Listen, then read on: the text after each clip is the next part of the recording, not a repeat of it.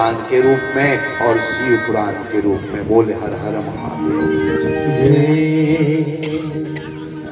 उनकी भक्ति में लीन हो जाओ, और जब तुम उनकी भक्ति में लीन हो जाओगे तो कहीं ना कहीं से भगवान दर्शन देंगे।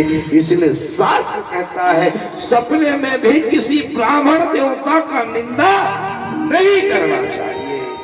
कोई भी ब्राह्मण देवता हो, ब्राह्मण पूजनीय होता है।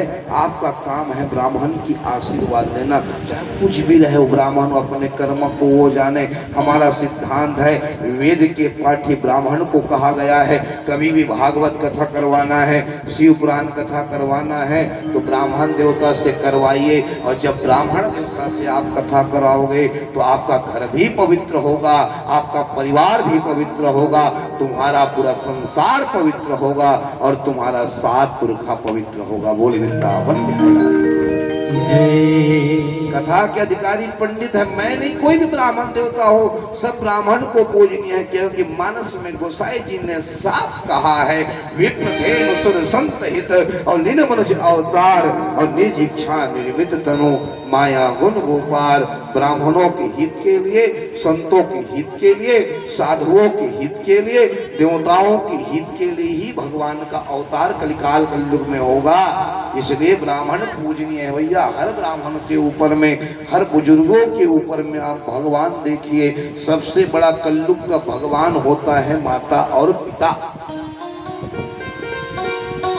जो माँ बाप का सेवा करे भगवान का सेवा प्रसन्न हो जाता है। भगवान तुम माँ बाप की सेवा करो, उसी को भगवान मानो। पिता एक छत के समान होता है, ध्यान देना। जिस घर की नेव बढ़िया रहता है ना, वो घर बढ़िया बनता है। एक पिता छत के समान होता है। जब पिता की हाथ एक बेटे के ऊपर में रहता है तो पुत्र को कोई चिंता नहीं होता कि मेरे को संभालने वाला कौन है, मेरा पिता है, पिता है।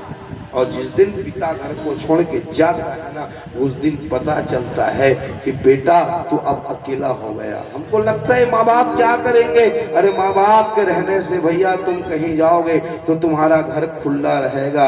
अरे कुछ भले मत करे माँ बाप, कुर्सी में बैठे रहेगा ना तो शांति रहेगा, टीका रहता है, डर रहता है आदमी के मन में कि इसके घर में एक सियान है, धारणा है, धारण होती है एक सियान। इसलिए माँ बाप से बढ़ के कलयुग में कोई भगवान नहीं।